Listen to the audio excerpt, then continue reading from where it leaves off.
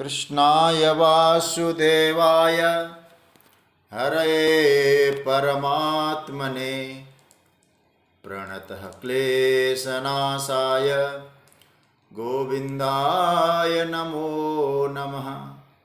नमः परमहंसास्वादितचरणकमलचिन्मकरन्दाय भक्तजनमानसनिवासाय श्रीरामचन्द्राय। वागीशायस्य वदने लक्ष्मीर्यस्य च वक्षसि यस्यास्ते हृदये संवित्तं नृसिंहमहं भजे। गुरुर्ब्रह्मा गुरुर्विष्णुर्गुरुर्देवो महेश्वरः गुरुसाक्षात् परब्रह्म तस्मै श्री गुरवे नमः। भगवत चरण कमलानुरागी सभी आत्मीय प्रिय प्रभु प्रेमीजन, स्वाध्याय परिवार के सभी भगवत प्रेमीजन, आप सभी को मेरा प्रणाम। राधे राधे, जय श्री कृष्ण, जय सिया राम। प्रभु की मंगलमयी कृपा करुणा से हम सभी को मानव जीवन का लाभ प्राप्त हो रहा है। प्रभु की मंगलमयी कृपा का हम सभी को स्मरण हो रहा है कि श्रीमद् भगवद गीता जो भगवान की दिव्य वाणी है, उस पर हम सबको चिंतन का सद्भाग्य प्राप्त हो रहा है। गीता का ही आधार लेकर विभूति योग पर चिंतन कर रहे हैं हम लोग। भगवान यहाँ अहम सर्वस्य प्रभवः प्रभवो मत्तः सर्वं प्रवर्तते इति मत्वा भजन्ते मां बुधा भाव समन्विताः। इस श्लोक पर कल हम लोगों ने थोड़ा चिंतन किया था। भगवान ने यहाँ ये कहा, जो बुधा है, बुधा शब्द का अर्थ है ज्ञानी, लेकिन कैसा बुधा हो, कैसा ज्ञानी हो? भाव समन्विता बुधाः, भाव से समन्वित ज्ञानी हो। मतलब नीरस ज्ञान नहीं है, भावपूर्वक ज्ञान है। और जो भावपूर्वक जो ज्ञान होता है, वो ज्ञान फिर समझ जाता है परमात्मा का, परमात्मा तत्व को। फिर क्या होता? उसका जीवन ज्ञान और प्रेम दोनों का संपुट होने का प्रभाव ये होता है कि वो भजन में लग जाता है। इति मत्वा भजन्ते, और भजन करने लग जाता है, क्योंकि उसको मालूम है कि जीवन का परम लक्ष्य है परमात्मा से जुड़ना, और परमात्मा से जुड़ने का सरलतम मार्ग है भजन। लेकिन उसका जो भजन है परमात्मा को जानकर भजन है, बुधा है। और परमात्मा को जब जानता है तो उसके मन में भाव उमड़ता है, भाव हिलोरे मारते हैं। भाव समन्विता बुधाः, भावना से भावित होने वाले जो बुध हैं, वे मेरा भजन करते हैं। क्या सोचते हैं मेरे विषय में? भगवान कहते हैं, ये लोग ऐसा समझते हैं, मत्तः सर्वं प्रवर्तते अहम सर्वस्य प्रभव। बड़ा सुंदर सूत्र है। भगवान कहते हैं, मैं ही जगत का उत्पत्ति स्थल हूं, मुझसे ही सब कुछ है। तो विस्तार भी हुआ है परमात्मा से, और समाया भी जाता है परमात्मा में। तो सूत्र पहले क्या आया कि परमात्मा में ही है, परमात्मा से ही है, और परमात्मा के लिए ही है। ये हमेशा याद रखना चाहिए। और जब ये बात साधक के जीवन में आ जाएगा तो वो क्या सोचेगा? ये जो फूल खिलता है ना, जगत दिखाई देता है, ये परमात्मा की विभूति है, लेकिन मूल में परमात्मा का योग है। जो हम समझ रहे हैं, देख रहे हैं, वैभव जो देख रहे हैं, ये सब परमात्मा की तो विभूति है, लेकिन मूल में योग है, योग के कारण विभूति है। तो दोनों को हमें समझना आवश्यक है। इसलिए विभूति योग। मूल को भी समझो, फूल को भी समझो, लेकिन फूल को समझकर मूल की यात्रा करो।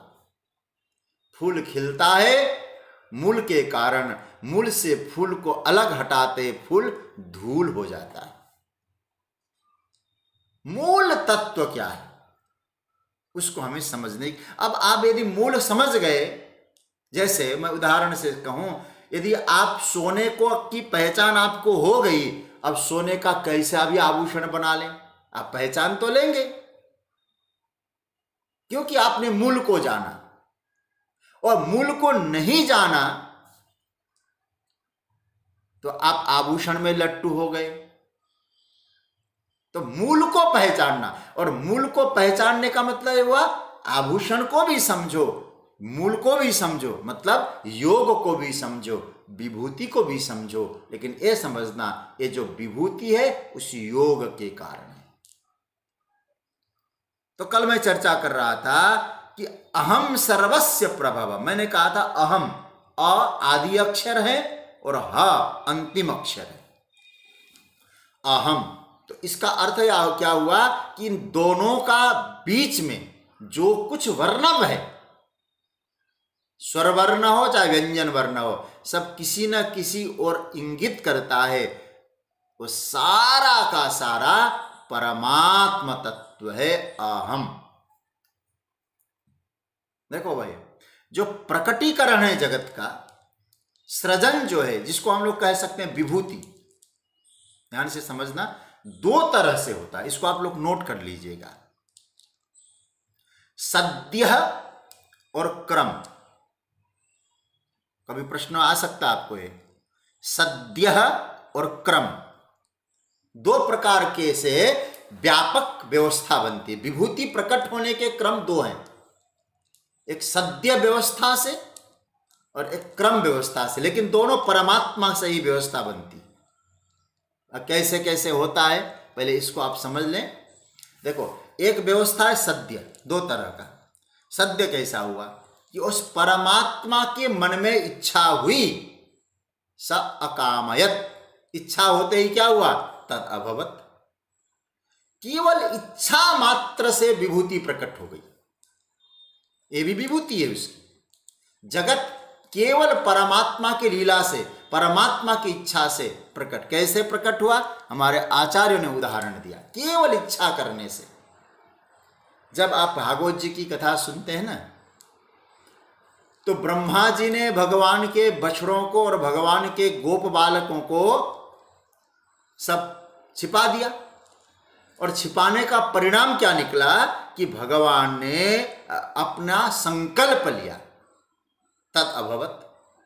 क्या हुए भगवान, अभी और मटेरियल की जरूरत नहीं पड़ी। ध्यान से समझना इस बात को, क्या क्या बने भगवान, यावत वत्सप वत्स काल्पक बपुर, यावत करांग गृहादिकम, यावत यष्टि विषाण वेणु दलसिक, यावत विभूषांबरम, यावत शील गुणा भयाकृति भयो, यावत विहारादिकम, सर्वम विष्णुमयम गिरोंग बदजा सर्वस्वरूपो बभू। भगवान इच्छा करते हैं तो भगवान ही गोप बालक के रूप में अपने आप हो गए, बिना मटेरियल के, केवल संकल्प से। और इतना ही नहीं, बहुत सुंदर सूत्र दिया है श्रीमद् भागवत में, सर्वात्मा प्राविशत गृहम, सर्वात्मा प्राविशत ब्रजम, ये बताया। अब यहां थोड़ा सा समझना यहां है कि जो परमात्मा तत्व की बात जो कर रहे हैं भगवान, सद्य सृजन कैसा है, इच्छा हुई प्रकट हो गए, और एक वचन का प्रयोग, सर्वा है एक। अब भागवत का मैं वो प्रसंग याद दिलाता हूं आपको, चलिए आपको कभी खोल के देखने का मन भी हो रहा, सुविधाजनक हो जाएगा। जब ब्रह्मा जी ने वो काम किया है वहाँ स्पष्ट आया है, आपको मैं संकेत भी बता दूं। देखिए, यावत वत्स वत्स काल्पक बपु, ये श्लोक है भागवत के 10वें स्कंद के 13वें अध्याय का 19वां श्लोक है।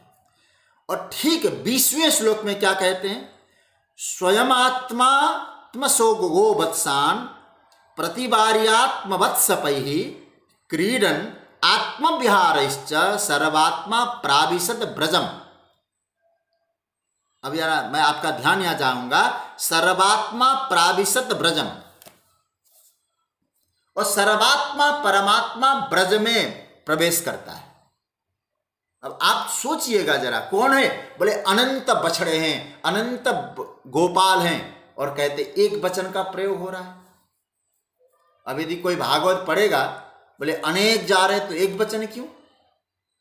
सिंगुलर नंबर क्यों बोला जा रहा है? प्लूरल नंबर में क्यों नहीं बोला जा रहा है? इसका अर्थ ये होता है सज्जनों, क्योंकि वहां सिंगुलर है, प्लूरल तो बना हुआ दिखाई दे रहा है एक, दिखाई दे रहा है अनेक, अनेक में भी वही एक है। भगवान कहते हैं कि जो जगत कह रहे हैं और जगत की जो चर्चा आप कर रहे हो, वो जगत ही है परमात्मा का एक विशाल रूप। एक है, अनेक बना हुआ है। तो यहां बड़ा सुंदर ये सूत्र दिया है, एक में अनेक, अनेक में एक है। तो ये है सद्य सृजन। इच्छा हुई, प्रकट हो गया। दूसरा भगवान कहते हैं यहां क्रम सृजन। क्रम सृजन किसको कहते हैं? हमारे शास्त्रों का बड़ा सुंदर सिद्धांत है, इसको पकड़ना। क्रम सृजन कहते हैं, जैसे कहा जाता है पहले महत्तत्व, और सब आप सृष्टि का वैसे जानते भी है, महत्तत्व से उत्पत्ति, फिर अहंकार, फिर पंच महाभूत, फिर पंच तन्मात्राएं। इस तरह से धीरे धीरे धीरे धीरे धीरे धीरे मटेरियल तैयार होता है, फिर प्रारब्ध तैयार होता है, फिर बनता है। तो भगवान कहते एक तो क्रमानुसार सृजन होता है और एक मेरी इच्छानुसार सृजन होता है। अहम सर्वस्य प्रभव, लेकिन उत्पत्ति जरूर जानना चाहिए, क्रमानुसार सृजन भी मेरी ही सत्ता में है और सद्य सृजन भी मेरी इच्छा से ही है। तो क्रम से जो पैदा हुए अथवा सद्य पैदा हुए हैं, उनका मूल तत्व क्या है? भगवान कहते अहम सर्वस्य प्रभवः। अथवा यदि क्रम सृजन को दूसरे रूप में भी देखना चाहें, आप जरा सोचिएगा, गर्भ से जीव निकला, जीवात्मा गर्भ से निकला। अच्छा एक बात मैं आपसे कहूं, जितने हम लोग यहाँ कथा स्वाध्याय में बैठे हैं, मोटे तगड़े, मोटे मोटे लोग, तगड़े तगड़े लोग, हाँ, इसका मतलब ये मत समझना कि सब लोग मोटे, पतले भी हैं। ये सब हम लोग जो प्रकट हुए हैं, हम लोग क्या समझ सकते हैं? कभी आप सोचिएगा, हम लोग कभी गर्भ में थे? आज जो हम बातें कर रहे, चर्चा कर रहे, कभी देखिए अपना मूल, गर्भ में थे हम। और सोच के कभी कभी तो ये तबीयत हरी हरी भरी भरी सी लगती है, हम लोग भी गर्भ में। अच्छा एक बात और समझा, इसको और मूल में जाइएगा, अहम सर्वस्य प्रभव, मूल कारण। अच्छा एक गर्भ में आना क्या हमारा एक्सीडेंटियल है, अचानक है? हम कहां से आए? क्या गर्भ में केवल कोई केमिकल रिएक्शन से हम आए हैं, रासायनिक रिएक्शन से हुए हैं हम? अरे भाई, हम जब, हमारा भी कोई भविष्य है, हमारा भी कोई भूत था, मेरा भी कोई वर्तमान है। क्या इस सब एक रासायनिक तत्व का ही रिजल्ट है, केमिकल रिएक्शन है? कभी आप सोचिएगा, जी तो नहीं मानता इस बात को। कोई न कोई अनुसंधान करिए, कारण को खोजिए क्या है, एक कदम पीछे चलिए, क्यों ऐसा हुआ? क्या दो जल बिंदु मिलाकर, माता पिता का जल बिंदु मिलाकर एक केमिकल रिएक्शन हुआ, इतना बड़ा भविष्य भूत? क्या केवल एक रासायनिक तत्व का एक प्रतिफल तो नहीं होना चाहिए? आप कभी कभी चिंतन करना इस विषय में। याद रखिएगा, बिना कार्य कारण के जगत का संबंध चलता ही नहीं है। यदि कोई कार्य दिखाई दे रहा तो कारण क्या होगा? अच्छा, साधारण रूप से भी करेंगे हम लोग, ऐसा भोजन करेंगे तो इस प्रकार की ताकत मिलेगी, ऐसा करेंगे तो रोगी हो जाएंगे, ऐसा करेंगे तो पेट खराब हो जाएगा, ऐसा करेंगे तो स्वस्थ बने रहेंगे। मेडिकल साइंस में कार्य कारण से सब चलता है। किंतु आप जरा सोचिए, यदि माता पिता के रासायन तत्व से ही वहां बना है, वहां आया कैसे? फिर वहां जीव कैसे उत्पन्न हुआ? अब आप और गंभीरता से, 2 बूंद जल है, हाथी जैसा वहीं प्रकट हो रहा है, मनुष्य वहीं बन रहा है, खोजें ये किधर से आया? फिर आप कहेंगे भैया ये तो जीव जो आया अन्न से आया। अन्न कहां से आया? अन्न पानी से आया। पानी बरसात कहां से? है कोई अंत आपको लगता है? तो निर्णय क्या होना चाहिए हे अर्जुन? चाहे सद्य हो चाहे क्रम हो, जो दिखाई दे रहा है, जो प्रकट हो रहा है, भगवान ये कहना चाहते हैं सब मेरी व्यवस्था में विभूति प्रकट हो रही है। ये कोई एक्सीडेंटियल सब कुछ नहीं है। हाँ, कभी कभी मैं प्रकट करता हूं मेरी इच्छा से, वो भी कोई एक्सीडेंटियल नहीं है।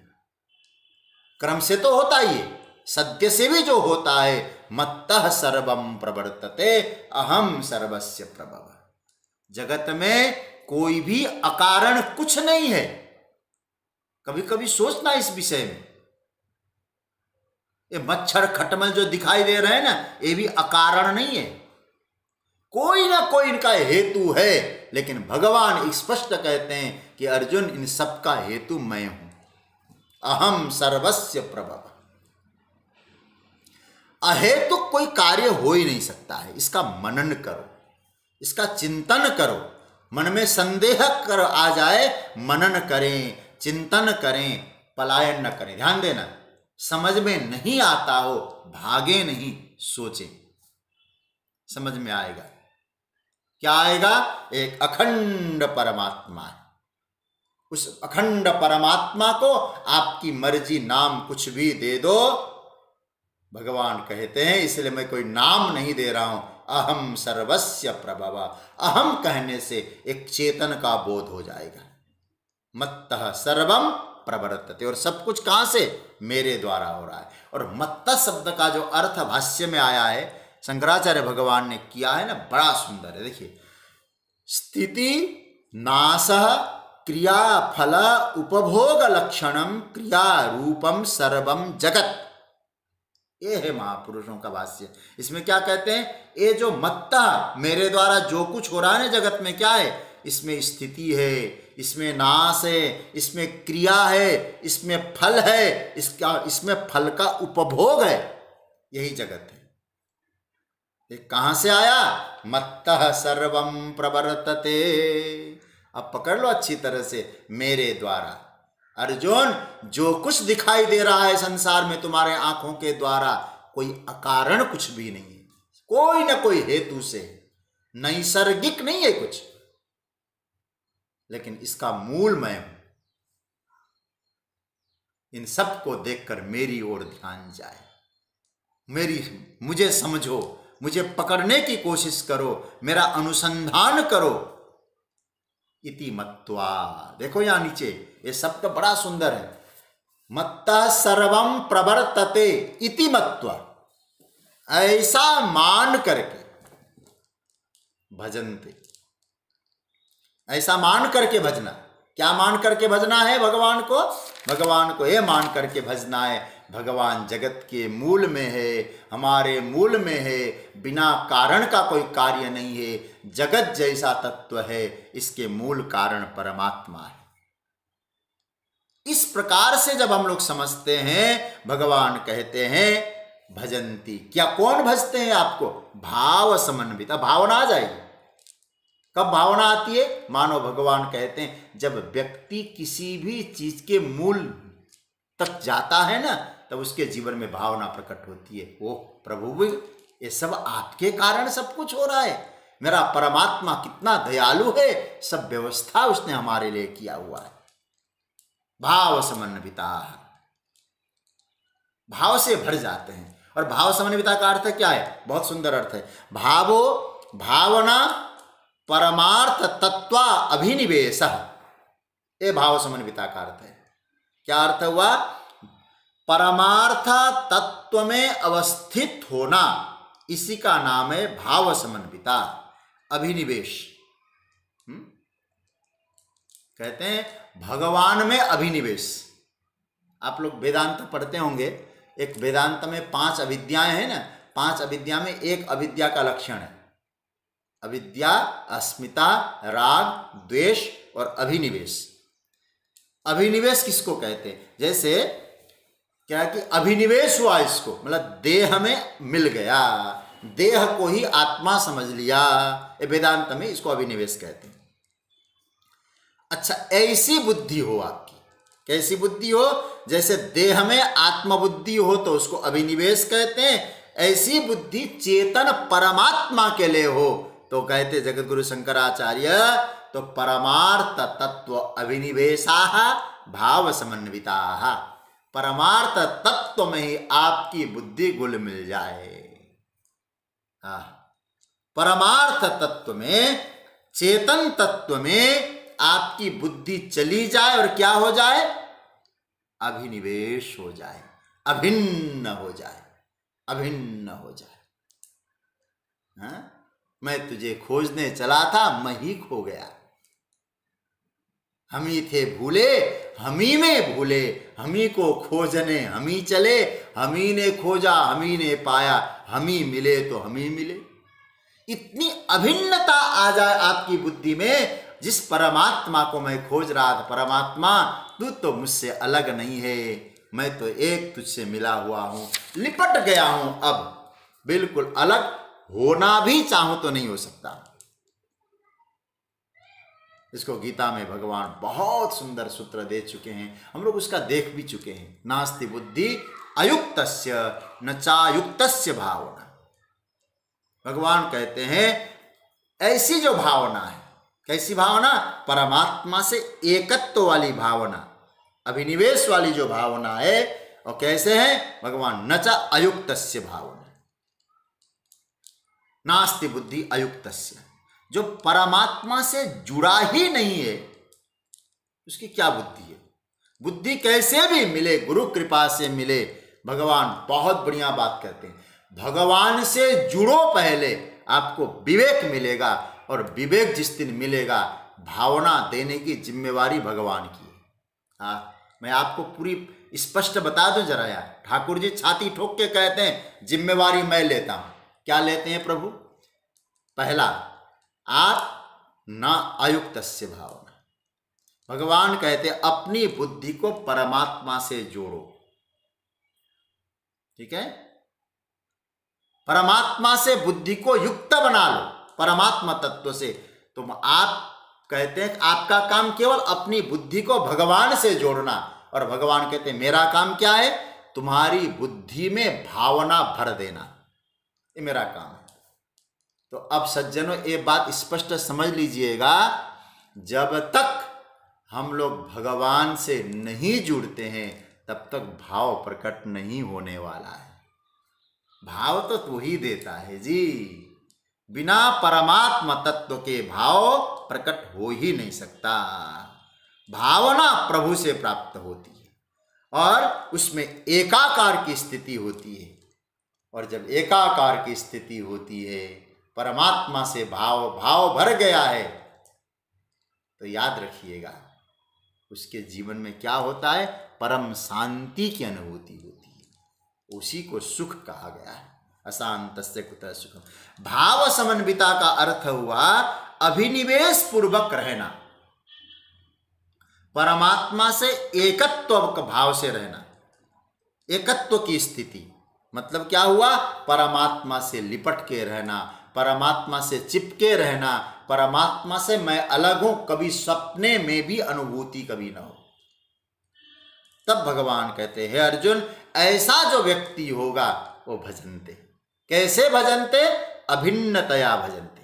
ये थोड़ा सा पकड़ लेना, अभिन्न रूप से भजन होगा। फिर देखो, भिन्नता से भजन नहीं होगा। फिर वहां भाव समन्विता ए बुधा अभिन्न रूपेण माम भजन्ते। भाव से भरे हुए जो ज्ञानी जन है, मुझे अपने से अलग समझे बिना अभिन्नता पूर्वक एकत्व की अनुभूति करके मेरा वे भजन करते हैं। हे अर्जुन, इसलिए पहला सूत्र इस श्लोक से क्या हमको समझ में आया? अहम सर्वस्य प्रभवः, मैं ही जगत का मूल कारण, मेरे द्वारा सब जगत की प्रवृत्ति हो रही है। पहले उसके मूल में खोजो, बुद्धि को परमात्मा से जोड़ो। और बुद्धि, देखो भाई, एक मैं देहाती भाषा में कहूं ना, गाय जो है, भैंस जो है, कहीं भी चरने जाए ना, एक उसकी खूंटी होती है गौशाला में। आप विचार करना, वो गाय उसी जगह उसी खूंटी में जाके खड़ी हो जाएगी। इसका मतलब क्या है? वो भले ही कहीं चरे, लेकिन खूंटी मालूम होना चाहिए, वहीं पहुंचना है मुझे। बस हमारा जीवन यही गड़बड़ हो जाता है, हमें अपनी खूंटी नहीं मालूम, हमें क्या कर, कहाँ पहुंचना है।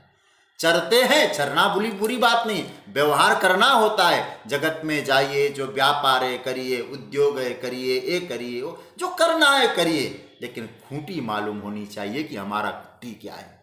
कभी एकांत में बैठ के कभी कोई कहिए, प्रभु खूंटी से दूर कभी न हो, या अनुभव करना चाहिए। दिन भर कर्म करें, केवल इतना देर समझ लें, रात को सोने से पहले सरकार तेरी खूंटी में आ गए, तेरी गोदी में सो रहे हैं। पक्का भरोसा है क्या सुबह जगेंगे? नहीं मालूम। अब आपको बताऊं, मैंने पूज्य पांडे जी से भी आज चर्चा की थी। कल हमारे अनुबंध धाम में एक महापुरुष पुस्तकालय में सेवा करते थे, पुस्तक पढ़ते पढ़ते सुबह 10 मिनट पहले हमने बातचीत की थी, 10 मिनट बाद ब्रह्मलीन हो गए। आज यही एक, कल हमने बात की, आज अपने आप एक माता जी का देहांत हो। तो कहे ना, भरोसा नहीं है सोए सुबह जगेंगे या नहीं, लेकिन सोने से पहले खूंटी में तो बंध जाए।